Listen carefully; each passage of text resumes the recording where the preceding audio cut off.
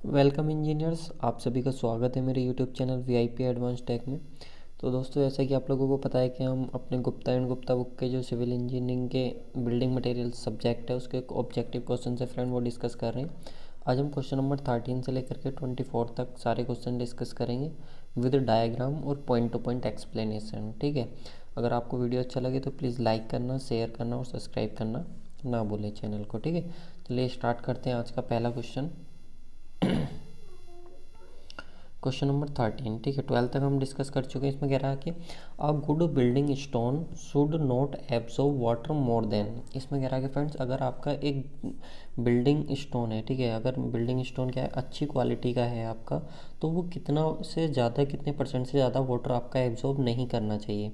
5%, 10%, 15% या 20%। इसका सही आंसर आप लोगों को बताना है, सही आंसर क्या होगा। ठीक है, तो दोस्तों चलिए इसके बारे में हम देख लेते हैं। ये जो टॉपिक है हमारा फ्रेंड्स, वो आता है स्टोन के टेस्ट से। जो हमारे टेस्ट होते हैं स्टोन पे जो कंडक्ट किए जाते हैं, उन्हीं में से एक टेस्ट होता है वाटर एब्जॉर्प्शन टेस्ट। ठीक है, तो उसी के बारे में भी बात करेंगे, लेकिन सबसे पहले हम देख लेते हैं टेस्ट ऑन स्टोन, यानी कि स्टोन पे हम कौन कौन से टेस्ट कर सकते हैं। सबसे पहला आता है मेरा क्रैशिंग स्ट्रेंथ टेस्ट। ठीक है, ये भी आपको पता होना चाहिए। तो फ्रेंड्स, इसके लिए क्रैशिंग स्ट्रेंथ के लिए अगर हम बात करें तो स्पेसिमेन एक प्रिपेयर करते हैं, जिसका जो साइज़ होता है वो 40x40x40 mm का होता है। ठीक है, इस साइज़ का हम एक स्पेसिमेन लेते हैं स्टोन का और उस पर हम टेस्ट करते हैं अपना। ठीक है, तो उस केस में जो एग्रीगेट की मेरी क्रैशिंग स्ट्रेंथ होनी चाहिए वो 100 न्यूटन पर mm² से ज़्यादा होनी चाहिए, या फिर हम ये कह सकते हैं कि 1000 किलोग्राम पर सेंटीमीटर² से ज़्यादा होनी चाहिए। ठीक है, कई बार इसको 100 मेगा पास्कल भी लिख करके देता है। ठीक है, किस केस में, क्रैशिंग स्ट्रेंथ ऑफ स्टोन। ठीक है, एक टेस्ट तो हमारा ये हो जाता है। नेक्स्ट आता है हमारा फ्रेंड्स एसिड टेस्ट। अगर हम एसिड टेस्ट की बात करें तो after immersed in acid no presence of loose particles. यानी कि फ्रेंड्स, एसिड, अगर हम एसिड टेस्ट की बात करें जो स्टोन पे मेरा किया जाता है, तो उस केस में हम क्या करते हैं, कोई भी स्टोन हमारा होता है उसको हम एसिड में डुबो देते हैं। ठीक है, और एसिड में डुबने के बाद क्या होता है, उसमें कोई भी लूज पार्टिकल्स मेरे उसकी सरफेस पे नहीं होने चाहिए। ठीक है, तो अगर इस तरीके की कंडीशन मेरी होती हैं तो वो एसिड टेस्ट में मेरा स्टोन पास हो जाता है। ठीक है, नेक्स्ट बात करते हैं। नेक्स्ट आता है मेरा एट्रिशन टेस्ट। तो एट्रिशन टेस्ट में हम चेक करते हैं इसकी वियर एंड टीयर, कि उसकी टूट फूट कैसी है, ज़्यादा टूट फूट तो नहीं है या कम है, कैसी है। ठीक है, यहाँ से जो इंपॉर्टेंट मेरा क्वेश्चन बनता है वो एपरेटस से बनता है। पूछता है कि एट्रिशन टेस्ट जो होता है स्टोन का, उसमें हम कौन सा एपरेटस यूज करते हैं।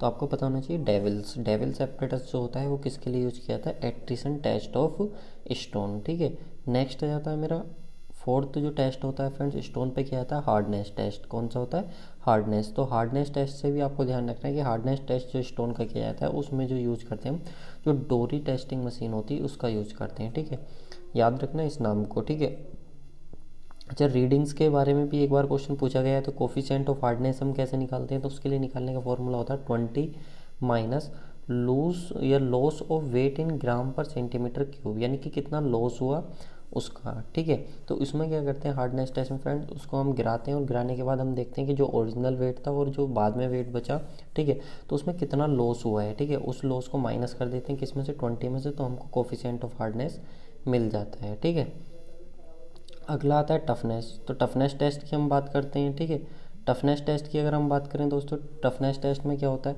टफनेस टेस्ट में हम वेट फॉल कराते हैं। 2 किलोग्राम का मेरा वेट होता है, वो फॉल कराते हैं हम 1 सेंटीमीटर, 2 सेंटीमीटर, 3 सेंटीमीटर और 4 सेंटीमीटर की हाइट से। ठीक है, जिस हाइट पे मेरा क्या हो जाता है, ब्रेक हो जाता है, जिस हाइट पे मेरी जो स्टोन होती है वो ब्रेक हो जाती है, वो आ जाता है मेरा टफनेस में। ठीक है, वो किस में आ जाता है, टफनेस टेस्ट में। ठीक है, तो ये भी आपको ध्यान रखना है फ्रेंड्स, टफनेस टेस्ट क्या होता है। ठीक है, टफनेस टेस्ट में हम क्या करते हैं, 2 किलोग्राम का वेट होता है जिसको हम 1 सेंटीमीटर, 2 सेंटीमीटर, 3 सेंटीमीटर और 4 सेंटीमीटर की इस तरीके की हाइट से हम गिराते रहते हैं, और जिस हाइट पे मेरा स्टोन ब्रेक हो जाता है वो मेरी टफनेस उसकी वैल्यू मिल जाती है। ठीक है,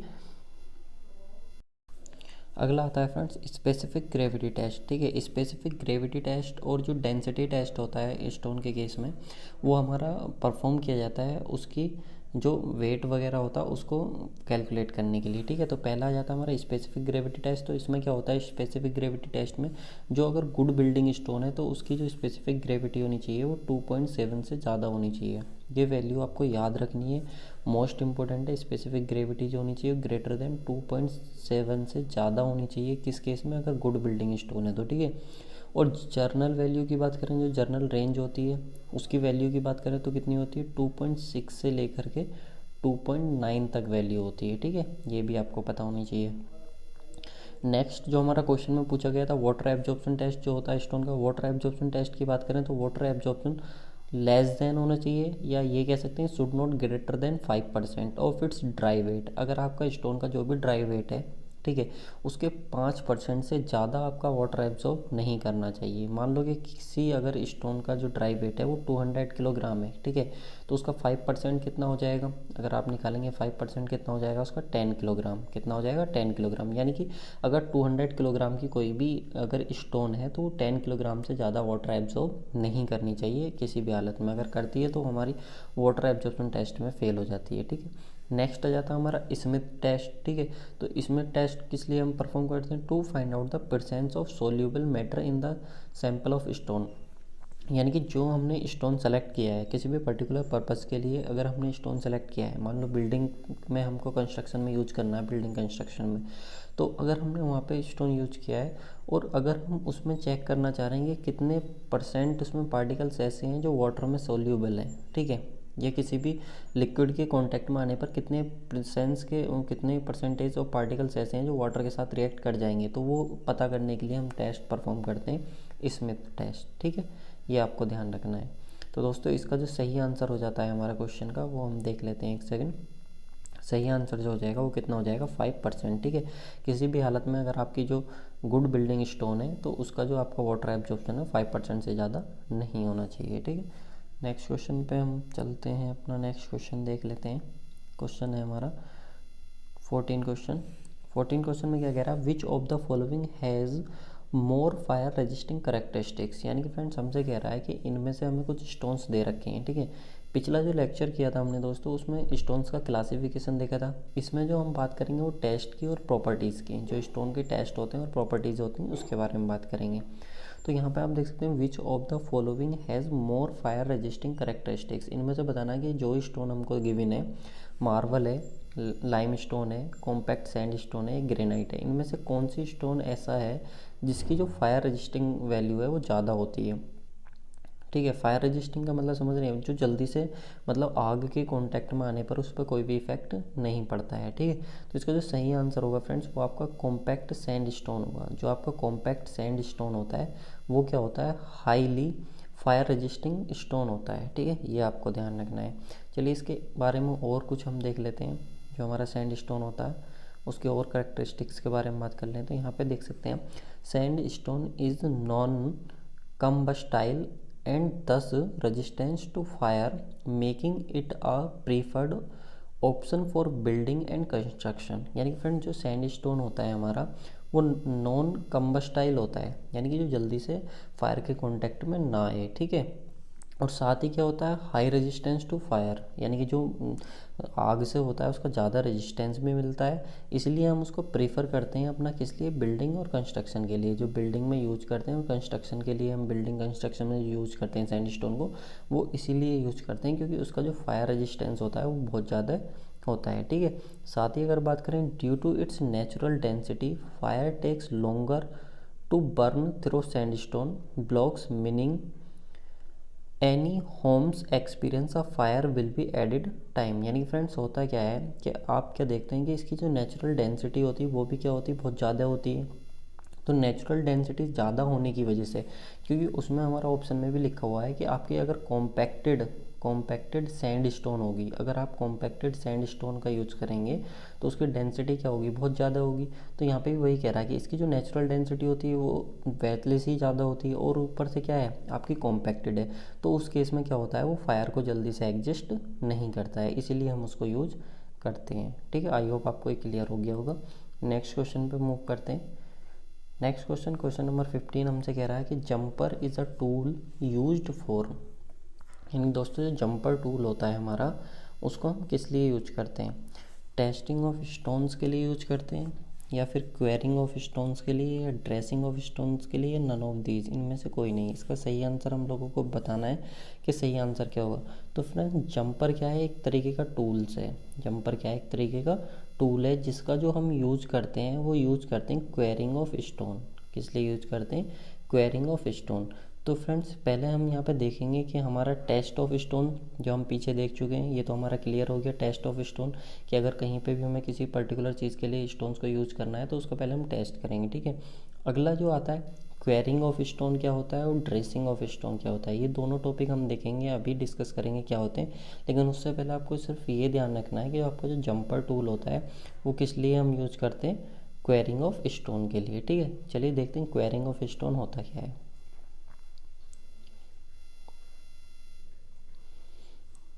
फ्रेंड सबसे पहले डेफिनेशन की बात करते हैं। Stones occur in the form of natural rock masses or layers on the surface. The process of extraction of suitable stones from their natural rock beds और layer is commonly called quarrying of stones. यानी friends stone होती क्या है, stone आपकी क्या होती है, एक लेयर्स की फॉर्म में सरफेस पे सबमिट होने वाली नेचुरल रॉक्स होती हैं। जो स्टोन्स होती हैं, जो आपकी अर्थ सरफेस होती है उस पर लेयर्स की फॉर्म में इकट्ठा होने वाली जो रॉक्स होती हैं उनको हम क्या बोलते हैं, स्टोन्स बोलते हैं, ठीक है। अब होता क्या है कि ये जो रॉक्स हैं जो अर्थ की सरफेस पे इकट्ठा हो गई हैं, ठीक है। अब इन रॉक्स से जो स्टोन को हमें निकालना है, ठीक है, इन रॉक्स की हेल्प, इन रॉक्स से हमको स्टोन को निकालने की जो प्रोसेस होती है उसको हम बोलते हैं क्वेरिंग ऑफ स्टोन। जैसे कि आपने देखा होगा कि मान लो ये इस तरीके की क्या है आपकी स्टोन्स बन गई, ठीक है, इस तरीके की रॉक्स आपकी बन गई। अब इसमें से क्या निकालना है आपको, स्टोन्स निकालना है। तो स्टोन्स आप निकालेंगे, इससे आप कन्वर्ट करेंगे ये जो आपके रॉक्स हैं, तो वो प्रोसेस जो कहलाएगी आपकी क्वेरिंग ऑफ स्टोन्स कहलाएगी, ठीक है। ये आपको ध्यान रखना है। नेक्स्ट हम बात कर लेते हैं जंपर टूल क्या होता है, अभी जो हमने देखा। अच्छा जंपर टूल के बारे में ही हमसे क्वेश्चन में पूछा है, तो यहाँ पे बात कर लेते हैं। In electronics and particularly computing, a jumper is a short length of conductor used to close, open और bypass part of an electric circuit। यानी फ्रेंड्स होता क्या है, जो आपका जंपर होता है वो एक इस तरीके का टूल होता है जिसको हम यूज़ करते हैं उस सर्किट का, जो हमारा जो सर्किट है, ठीक है, उसको क्लोज करने के लिए, ओपन करने के लिए और बाईपास करने के लिए, ठीक है, जो भी हमारा इलेक्ट्रॉनिक सर्किट है। The process of setting a jumper is often called strapping, ठीक है। ये भी आपको ध्यान रखना है। अगर आपको क्या करना है, जो आपका जंपर है, ठीक है, उसको किस तरीके से सेटअप करना है, किस तरीके से कहाँ पे यूज़ करना है, वो जो प्रोसेस कहलाती है आपकी, वो कहलाती है आपकी स्ट्रैपिंग, ठीक है। तो अच्छा पहले हम देख लेते हैं कि जंपर जो होता है हमारा किस तरीके का होता है, ठीक है। तो यहाँ पे कुछ टूल्स आपको दिखाए हुए हैं, ठीक है फ्रेंड्स। यहाँ पे देख सकते हैं ABCDEFGHI, ठीक है। तो इस तरीके से कुछ टूल्स आपको दिखाए हुए हैं। तो यहाँ पे आपको टूल्स दिख रहा होगा जो आई वाला है, ठीक है, ये वाला टूल्स जो है, ठीक है, यही आपका जंपर होता है, ठीक है।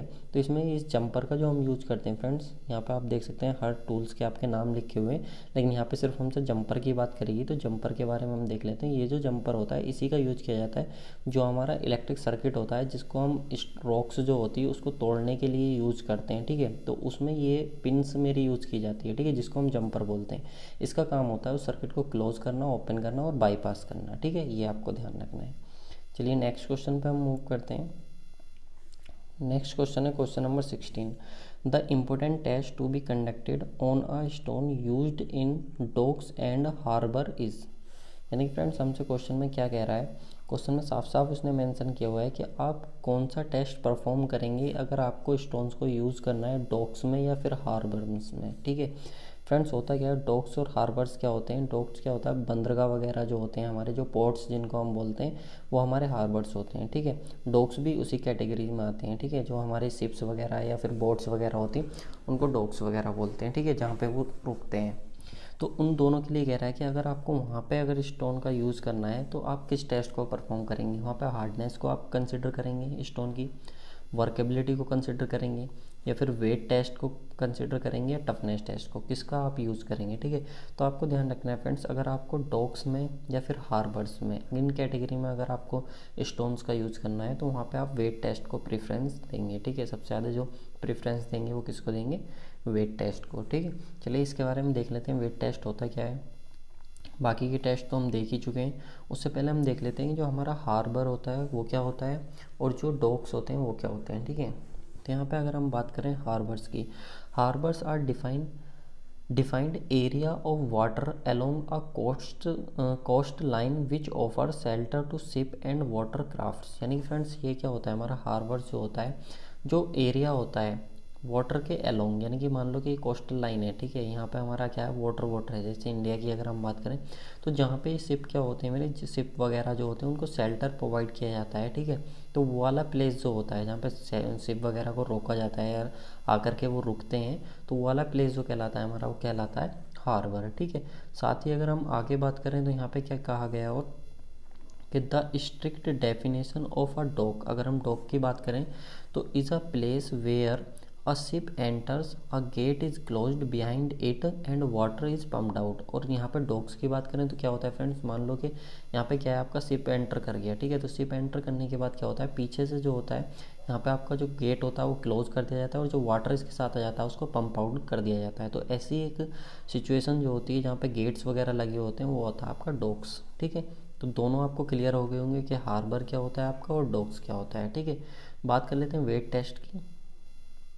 तो यहाँ पे आप देख सकते हैं टेस्टिंग के बारे में यहाँ पे मेंशन किया गया है कि अगर हम टेस्टिंग के बारे में देखें फ्रेंड, जो हमारे टेस्ट होते हैं, जो टेस्ट परफॉर्म किए जाते हैं, तो testing evaluate the suitability of a specific stone for a particular application. यानी फ्रेंड्स कोई भी अगर टेस्ट मेरा स्टोन पे किया जाता है, स्टोन पे क्या किसी पे भी अगर कोई भी टेस्ट परफॉर्म किया जाता है, तो वो पता किया टेस्ट परफॉर्म किया जाता है पता करने के लिए कि कितना वो सुटेबल है, जो हमने मटेरियल जिसके लिए टेस्ट परफॉर्म किया है कि वो कितना सुटेबल है जिस चीज़ के लिए हम उसको यूज़ कर रहे हैं। लेकिन यहाँ पे हम बात कर रहे हैं स्टोन की, तो टेस्टिंग ऑफ स्टोन जो होता है वो सुटेबिलिटी के लिए चेक किया जाता है कि किस पर्टिकुलर एप्लीकेशन के लिए हम स्टोन को यूज़ कर रहे हैं वो उसके लिए सही है या नहीं है, ठीक है।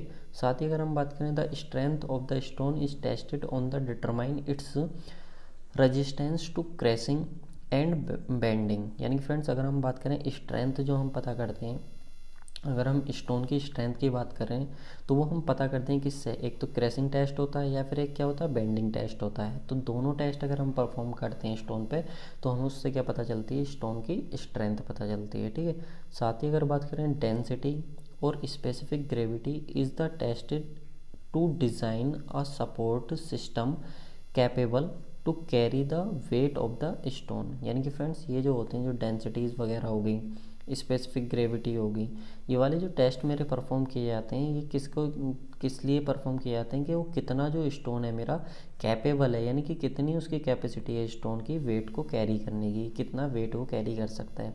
जाहिर सी बात है अगर किसी भी स्टोन की डेंसिटी ज़्यादा है और स्पेसिफिक ग्रेविटी ज़्यादा है तो मतलब क्या होगा, वो ज़्यादा से ज़्यादा वेट को कैरी कर पाएगा, ठीक है। उसकी जो स्टेबिलिटी होगी और उसकी जो कैपेसिटी होगी, वो कैरिंग वेट जो होगी वो बहुत ज़्यादा होगी, ठीक है। आई होप आपको ये सारी चीज़ें क्लियर हो गई होंगी। फिर भी अगर आपको कोई डाउट रहता है फ्रेंड, तो जैसा कि मैं हर बार आपको बोलता हूँ कि आप क्या कर सकते हो, VIP एडवांस टैग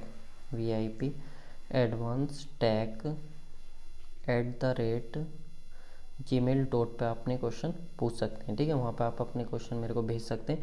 और साथ ही हमारा टेलीग्राम चैनल भी है VIP एडवांस टैग @32, ठीक है। VIP मैं बता दे रहा हूँ, VIP एडवांस टैग @32, ठीक है। वहाँ से आप क्या कर सकते हो, जो PDF वगैरह है इस वीडियो लेक्चर की वो आपको वहाँ पे मिल जाएगी, ठीक है। चलिए आगे हम नेक्स्ट क्वेश्चन अपना देख लेते हैं। क्वेश्चन नंबर 17 कह रहा है the predominant constituent which is responsible for strength in granite. यानी फ्रेंड्स ग्रेनाइट क्या होती है मेरे, वो होती है स्टोन। ग्रेनाइट क्या होती है, स्टोन होती है। तो उस ग्रेनाइट स्टोन में ही बात कर रहा है कि कौन सा ऐसा मेरा मिनरल्स होता है या कौन सा ऐसा ऑप्शन है इनमें से, जो 4 ऑप्शन मेरे को दे रखे हैं, जो रेस्पॉन्सिबल होता है उसकी स्ट्रेंथ के लिए, जो ग्रेनाइट होता है उसकी स्ट्रेंथ के लिए रेस्पॉन्सिबल होता है, ठीक है। तो यहाँ पे ये ऑप्शन मेरे को दे रखे हैं 4, एक क्वार्ट्ज दे रखा है, एक फेल्सपर दे रखा है, एक माइका दे रखा है, एक नन ऑफ दीज दे रखा है। तो इनमें से बताना है फ्रेंड, जो ग्रेनाइट होता है, ठीक है, जो ग्रेनाइट होता है उसकी स्ट्रेंथ के लिए कौन रेस्पॉन्सिबल होता है, क्वार्ट्ज होता है, फेल्सपर होता है, माइका होता है या कौन सा होता है, ठीक है फ्रेंड। तो मैं आपको बता दूं दोस्तों, हमने जो पढ़ा था, जो लास्ट लेक्चर था उसमें हमने पढ़ा था, एक तो होता है हमारा जो मोनो मिनरल रॉक होती हैं, मोनो मिनरल रॉक होती हैं, और एक हमने पढ़ा था पॉली मिनरल रॉक होती हैं, पॉली मिनरल रॉक होती हैं, ठीक है। तो ग्रेनाइट जो है मेरा वो एग्जाम्पल है पॉली मिनरल रॉक का, ठीक है। मैं आपको बता देता हूँ, मैंने एक्सप्लेनेशन इसका रखा हुआ है, वहाँ पे आप देख सकते हैं। जो पॉली मिनरल रॉक होती हैं उनमें क्या होता है 2 या 2 से ज़्यादा मिनरल्स में रिप्रेजेंट होते हैं, ठीक है। तो उसी के एग्जाम्पल थे हमारे ग्रेनाइट हो गया, बेसाल्ट हो गया या डोलेराइट हो गया, ठीक है। और ये सब के सब किस में आते हैं मेरे इग्नियस रॉक में, ये भी आपको पता होना चाहिए ग्रेनाइट कैसा है, इग्नियस रॉक है, ठीक है। तो यहाँ पे हमसे कह रहा है कि जो ग्रेनाइट है, ठीक है, अगर हम ग्रेनाइट में बात करें तो जो मिनरल्स प्रेजेंट होते हैं माइका भी होता है, क्वार्ट्ज भी होता है और फेल्डस्पर भी होता है, ठीक है। ये तीनों प्रेजेंट होते हैं। लेकिन यहाँ पे हमसे क्वेश्चन में उसने पूछा है कि ग्रेनाइट की जो स्ट्रेंथ होती है वो किसके किसके कारण होती है, यानी कि कौन सा ऐसा इनमें इंग्रेडिएंट है उसका जिसकी वजह से उसकी स्ट्रेंथ होती है। तो आपको ध्यान रखना क्वार्ट्ज, ठीक है, क्वार्ट्ज इसका एक ऐसा इंग्रेडिएंट है जिसकी वजह से जो ग्रेनाइट होता है उसकी स्ट्रेंथ अकर्स होती है, ठीक है, या प्रीडोमिनेंट होता है स्ट्रेंथ के लिए। तो आपका सही आंसर क्या हो जाएगा, क्वार्ट्ज, ठीक है। चलिए नेक्स्ट क्वेश्चन पे चलते हैं। नेक्स्ट क्वेश्चन है हमारा क्वेश्चन नंबर 18। दोस्तों अगर वीडियो अच्छी लग रही है तो प्लीज़ यार लाइक करके मोटिवेट करते रहें, ठीक है। कंटिन्यूसली आपको लेक्चर मिलेंगे अब, ठीक है। हो सकता है ज़्यादा से ज़्यादा 2 या 3 लेक्चर भी मैं आपको प्रोवाइड कराऊँ पर डे। तो आपको वीडियो को लाइक करना है और शेयर करना है, ठीक है। Granite is not suitable for ordinary building purpose because, यहाँ पे कह रहा है फ्रेंड्स जो ग्रेनाइट होता है, अभी हमने देखा ग्रेनाइट क्या होता है, इग्नियस रॉक होता है, ठीक है, जिसमें जो इसकी स्ट्रेंथ के लिए रेस्पॉन्सिबल होता है वो कौन होता है, क्वार्ट्ज जो होता है वो इसकी स्ट्रेंथ के लिए रेस्पॉन्सिबल होता है, ये हमने देख लिया। और इसमें जो मिनरल्स प्रेजेंट होते हैं वो क्या क्या होते हैं, इससे अलग माइका होता है, ठीक है, और माइका के साथ फेल्डस्पर भी होता है, ठीक है, ये सारी चीज़ें इसमें प्रेजेंट होती हैं। लेकिन यहाँ पे कह रहा है कि जो ग्रेनाइट होता है, ठीक है, ये हम यूज़ नहीं करते हैं, जो हमारा बिल्डिंग कंस्ट्रक्शन होता है बिल्डिंग पर्पस के लिए हम इसको यूज़ नहीं करते हैं। क्यों, उसका कारण हमको बताना है किस वजह से यूज़ नहीं करते हैं। It can not be polished, इसको हम पॉलिश नहीं कर सकते हैं, या it can not be fire proof material, ये फायर प्रूफ मटेरियल नहीं है, या फिर इट इज़ कॉस्टली, ये बहुत ज़्यादा कॉस्टली होता है, या it has less crashing strength. तो दोस्तों मैं आपको बता दूं जो ग्रेनाइट होता है ना ये काफ़ी महंगा होता है, इट इज़ वेरी कॉस्टली। जब ये बहुत ज़्यादा कॉस्टली होता है तो इसकी वजह से हम क्या करते हैं, इसको जो हमारा बिल्डिंग पर्पज़ होता है उसके लिए हम इसको सुटेबल नहीं मानते हैं, ठीक है। अच्छा इसका रेट क्या होता है अगर मैं आपको बता दूं तो यहाँ पे आप सीरियल नंबर देख सकते हैं। तो यहाँ पे आपका सबसे पहले जाता है ब्लैक गैलेक्सी ग्रेनाइट, ठीक है, इसका जो रेट होता है वो कितना होता है 190 रुपीज़ जो होता है इंडियन करेंसी की अगर हम बात करें तो 190 रुपीज़ स्क्वायर फिट के हिसाब से होता है, पर स्क्वायर फिट के हिसाब से। और साथ ही अगर आप बात करो तो ब्लैक पर्ल ग्रेनाइट जो आपका आर के मार्बल होता है, ठीक है, उसका कितना रेट होता है 450 जो रुपये होता है पर स्क्वायर फीट उसके अकॉर्डिंग होता है। और साथ ही अगर आप बात करो फ्रेंड्स यहाँ पे किसकी, जो आपका ब्लैक ग्रेनाइट होता है, ठीक है, उसकी अगर हम बात करें तो 150 रुपये होता है। और साथ ही आपका टेलीफोन जो ब्लैक ग्रेनाइट होता है उसका 180 होता है, ठीक है, इस रेट ये आपका मिलता है, ठीक है। अच्छा ग्रेनाइट स्टोन के बारे में जैसे कि मैं आपको बता ही चुका हूँ कि जो ग्रेनाइट स्टोन होती है आपकी लाइट कलर होती है और ये इग्नियस रॉक होती है। कैसी रॉक होती है आपकी, इग्नियस रॉक होती है, ये आपको पता होना चाहिए। और साथ ही अगर मैं बात करूँ फ्रेंड्स जो ग्रेनाइट होता है आपका इसमें क्या क्या प्रेजेंट होता है तो मैं आपको पहले बता चुका हूँ, क्वार्ट्ज होता है, फेल्डस्पर होता है, और जो माइका होता है फ्रेंड्स ये भी माइनर अमाउंट में प्रेजेंट होता है, ठीक है। उसके अलावा और भी 2-3 चीज़ें होती हैं लेकिन हमको मेन जो ध्यान रखना क्वार्ट्ज, फेल्डस्पर और माइका, ठीक है, ये हमको ध्यान रखना है। चलिए नेक्स्ट ये, अच्छा मैंने यहाँ पे इमेज भी इसकी लगाई हुई है। जो आपकी जो ग्रेनाइट होता है आप देख सकते हैं कुछ इस तरीके का क्या होता है आपका ग्रेनाइट होता है, ठीक है, जो काफ़ी महंगा होता है जिसकी वजह से हम इसको बिल्डिंग्स में जनरली प्रीफर नहीं करते हैं। नेक्स्ट आ जाता है हमारा क्वेश्चन नंबर 19, इसकी बात कर लेते हैं। तो which of the following stone is best suited for construction of piers and abutment of railway bridges.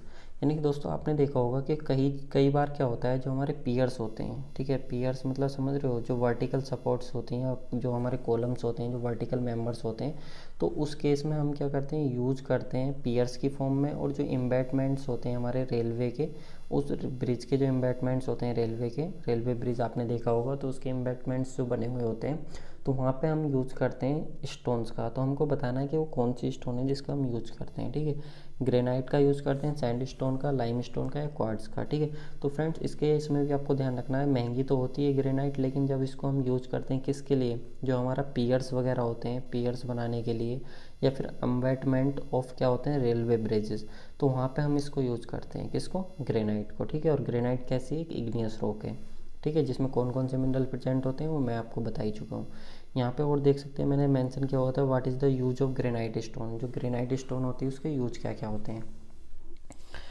तो granite is used in building ठीक है। यहाँ पे देख सकते हैं बिल्डिंग, ब्रिजेस या फिर पेविंग या फिर जो monuments and many other exteriors projects, indoor और polished granite slabs and tiles are used in counter tops, tiles, floors, stair treads and many other design elements. ठीक है फ्रेंड्स, इसका क्या होता है, हम बिल्डिंग्स वगैरह में भी यूज़ करते हैं। ठीक है, बिल्डिंग्स वगैरह में भी यूज़ करते हैं, लेकिन किस केस में, बहुत ही रेयर केस में, जहाँ पे हमको यानी कि अगर कोई भी काफ़ी पैसा खर्च कर सकता है, ठीक है, कितना भी पैसा खर्च कर सकता है बिल्डिंग के केस में, तो उस केस में हम यूज़ करते हैं। लेकिन जो जनरली हमारी बिल्डिंग्स बनाई जाती हैं तो वहाँ पर हम ग्रेनाइट्स को यूज़ नहीं करते हैं। ठीक है, लेकिन जो हमारे ब्रिजेस वगैरह हो गए, ठीक है, या फिर जो पेविंग मॉन्यूमेंट्स वगैरह हो गए, वहाँ पे हम इसको यूज़ करते हैं। ठीक है, और अदर जो एक्सटीरियर प्रोजेक्ट्स होते हैं, ठीक है, वहाँ इन सारी चीज़ों में हम इसको यूज करते हैं। ठीक है, ये आपको ध्यान रखना है।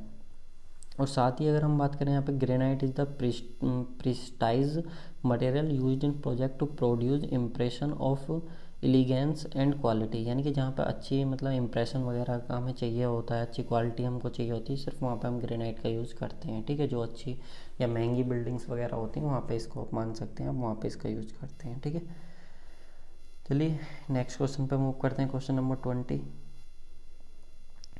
क्वेश्चन नंबर 20 में कह रहा है, the preparation of surface of stone to obtain plain edges और to obtain stone of required size and shape is known as. ठीक है फ्रेंड्स, यहाँ पे कह रहा है कि अगर आपके पास कोई भी स्टोन है, ठीक है, अगर आपको उसकी सरफेस को अच्छे से प्रिपेयर करना है या फिर प्लेन एजेस उसकी करनी है, ठीक है, या फिर अगर स्टोन है आपके पास और आपको उसका कोई भी साइज़ या फिर कोई भी शेप अगर उसकी चाहिए होती है, तो उस प्रोसेस को आप क्या बोलते हैं?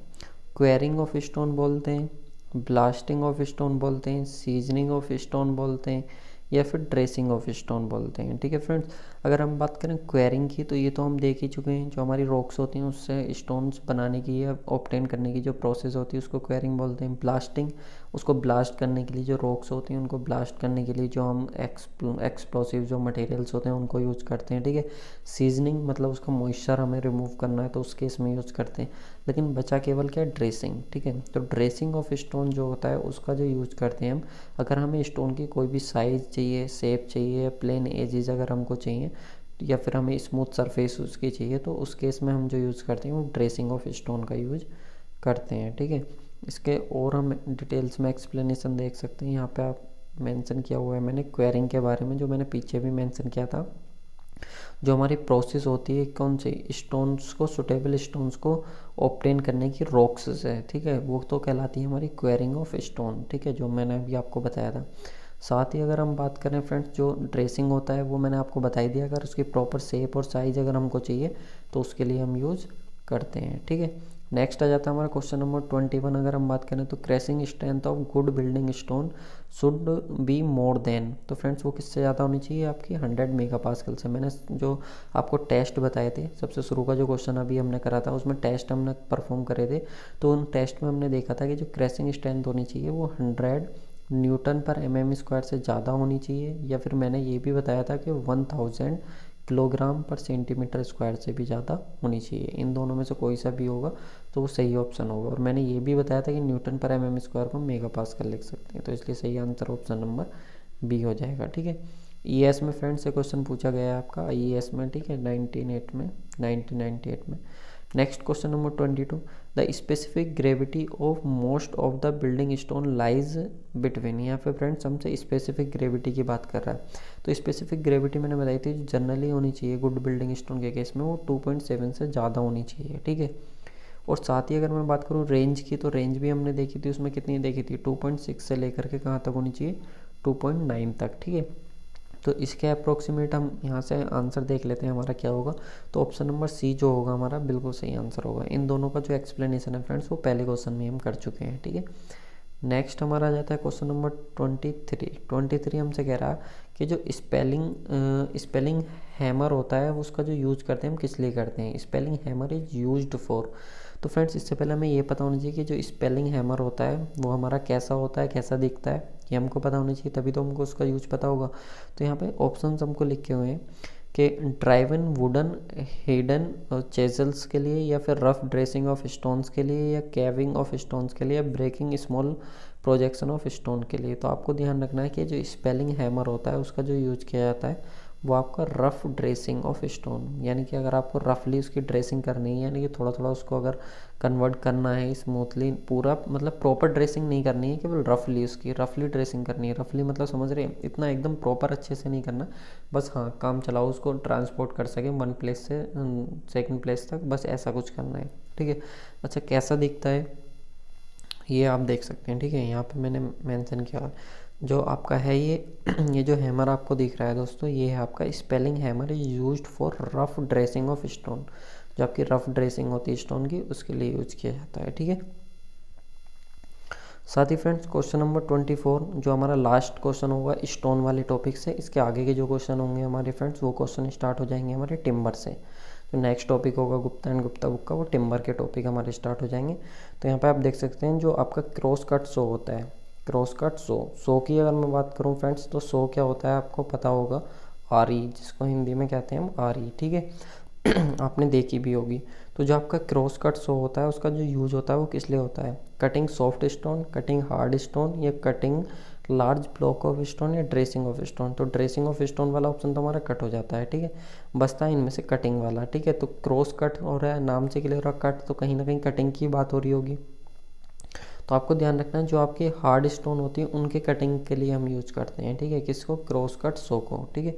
क्रॉस कट सो कैसा दिखता है तो उसकी मैं मशीन आपको दिखा देता हूँ। यहाँ पे वुडन के केस में है, यहाँ पे जो है ये आपकी प्लाईवुड है जिसको ये कट कर रहा है, लेकिन सेम जो होता है वो स्टोन के केस में भी होता है। स्टोन को कट करने के लिए भी जो आपकी हार्ड स्टोन होती है वो इस तरीके की ही आपकी सेम मशीन होती है। इस मशीन का जो नाम होता है वो आपका, ठीक है, यही होता है जो आपका था क्रॉस कट सो, ठीक है। क्रॉस कट सो जो होता है आपकी ये मशीन होती है, ठीक है। तो आपको ध्यान रखना है क्रॉस कट सो, ठीक है, इस तरीके की आपकी मशीन होती है। तो गाइज़ आपको वीडियो अच्छी लगी होगी तो thank you so much for watching this video. अगर वीडियो आपको अच्छी लगी तो प्लीज़ लाइक करना, शेयर करना और सब्सक्राइब करना ना भूलें। और साथ ही अगर आप इसकी पीडीएफ चाहते हैं तो ये हमारा टेलीग्राम चैनल है, वहाँ पे आपको पीडीएफ मिल जाएगी। और लाइव क्लासेस जो आपकी जनरल अवेयरनेस की हैं और ये सिविल इंजीनियरिंग की वो तो चली रही हैं फ्रेंड्स।